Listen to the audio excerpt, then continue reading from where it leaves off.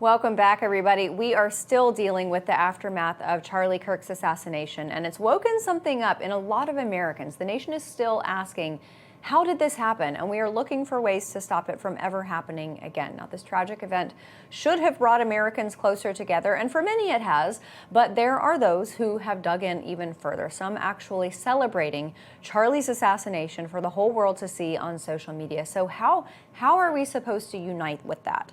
Joining me now to talk about all of that and more is former United States Secretary of Housing and Urban Development and world-renowned neurosurgeon, Dr. Ben Carson. Dr. Carson, thanks so much for being with me tonight.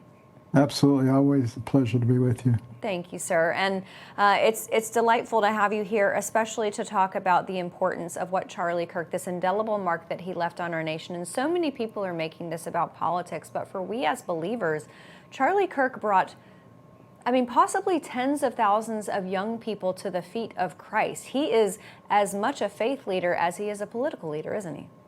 Well, that's absolutely correct. You know, we've had 4 revivals in our history as a nation, usually around pestilence or war. Mm-hmm.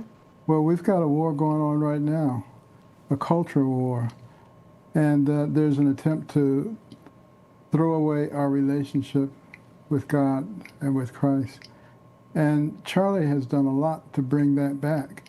I think that's one of the reasons that the other side is so unhappy.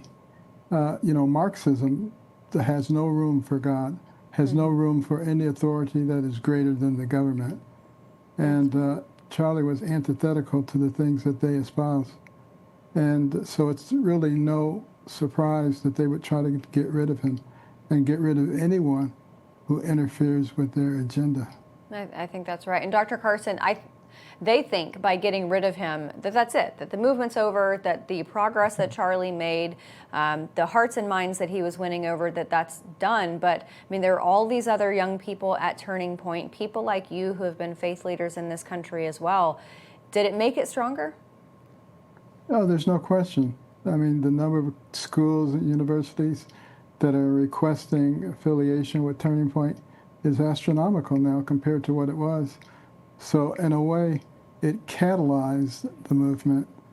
And I think it's really refreshing to see people coming back to loving your neighbor, to helping people, to being a community player, as opposed to someone who's hateful, vengeful, and mean.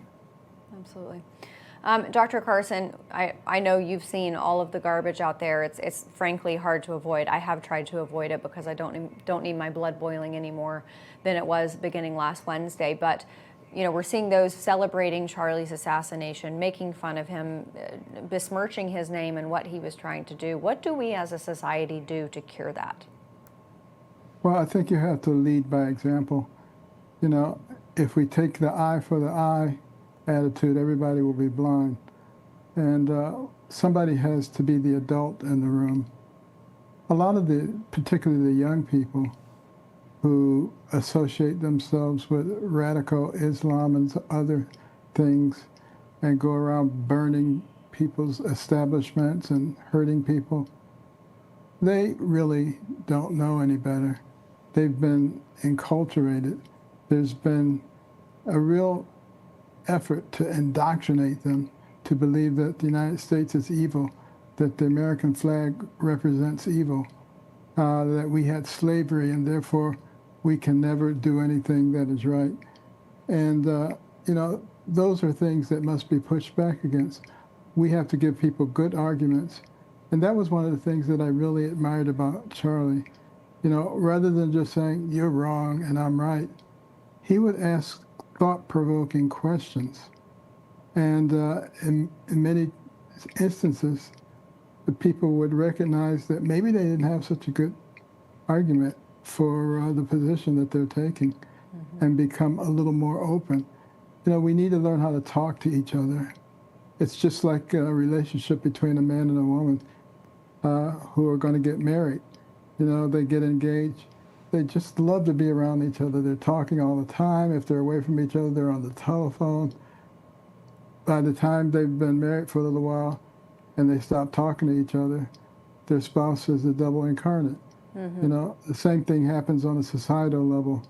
And we must learn to recognize that it's okay to disagree with people. We've all had different lives and different experiences. And if two people agree about everything, one of them isn't necessary. And I believe everybody is necessary. And your opinion is important, whatever it is. Absolutely. But talk about it. Yeah. Sir, the thing I think that concerns me the most about the fact that we are not really able to have that civil discourse, frankly, like Charlie Kirk was learning and encouraging and teaching to other people how to actually do that. But I see people getting so offended. And one of the things that scares me the most about that, Dr. Carson, I know you this, in Revelation, it talks about end times, and it talks about people taking offense to things and how that has just, you know, that explodes in the end times. And I look at what's happening right now and the fact that you can't point out something as obvious as biological male and female gender, two genders, two different sets of chromosomes. You can't even say something like that without someone getting offended. Your take? Well, you know, when I encounter such individuals, I say, do you believe in science and do you believe in biology? Do you think all the people for centuries now who have said if you have two X chromosomes, you're a female, if you have an X and a Y, you're a male, are they wrong? And if they are wrong, could you please explain to me why?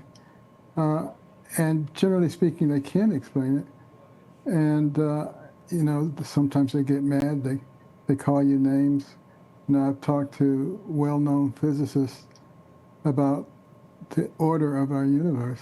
And how did that happen? And, you know, they say, well, if you give it enough time over billions and billions of years, eventually you'll have the correct explosion and everything will be perfectly situated. Oh my. And I said, so basically you're saying if I blow a hurricane through a junkyard, billions and billions of time over billions and billions of years, at the end of one of them will be a perfectly formed 747 ready to fly away, right? Mm-hmm. And it helps them to realize how ridiculous their argument is. Absolutely. The absurdity. Oh my gosh. It strains credulity to think that scientists could believe that way. It's just incredible, sir. And I want to ask you about the reaction from the left, because we're seeing so many people have such a strong reaction to Jimmy Kimmel's show being indefinitely discontinued. And these are people who have absolutely nothing to say about Charlie Kirk, the man, the father, the husband, the leader, the mentor, the patriot. They have nothing to say about this guy losing his life, but Jimmy Kimmel losing his job, oh no, that's worth a tribute to. Well, all of a sudden they become very concerned about freedom of speech. Right. They didn't worry about freedom of speech when things were going the way they wanted them to, and they wanted to shut down people who disagreed with them. Mm-hmm. But all of a sudden, it's a big issue. And what it really shows is that there's a shift occurring, because the reason that the show was canceled was because the sponsors and the supporters were pulling out. Right. And, you know, money talks, quite frankly. It's something that people on the right need to understand. Don't support those who are against you in a war involving culture. Mm-hmm. Make them pay the price. And if they really believe in what they're talking about, that won't bother them. They'll continue to work hard and espouse whatever it is that's important to them.